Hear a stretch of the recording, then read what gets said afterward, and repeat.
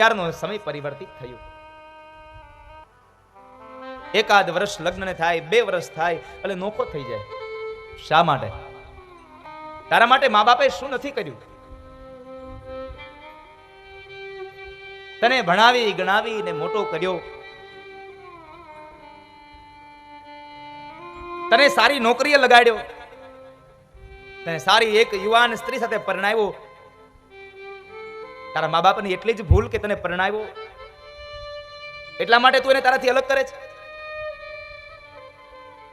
બહુ સીધી વાત છે સાહેબ કે 2 વર્ષ કે 3 વર્ષથી આવેલી એવી સ્ત્રી, પારકા ઘરની સ્ત્રી તારા ઘરમાં આવી અને તને એવો તે કયો પ્રેમ આપી દીધો કે જેની કુખમાંથી તે જન્મ લીધો એ મા બાપનો પ્રેમ તું ભૂલી ગયો? જેનું તું લોહી છો એ મા બાપનો પ્રેમ તું ભૂલી ગયો? શા માટે?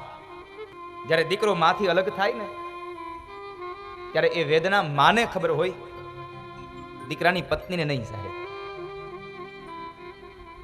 જ્યારે યુવાન દીકરો હોય, જ્યારે ભણવા જતો હોય અથવા તો કોઈ વ્યવસાય માટે બહાર ગામ જતો હોય ને ત્યારે પણ એ માની આંખ રડતી હોય છે, કારણ મારો દીકરો મારાથી અળગો થઈ રહ્યો છે,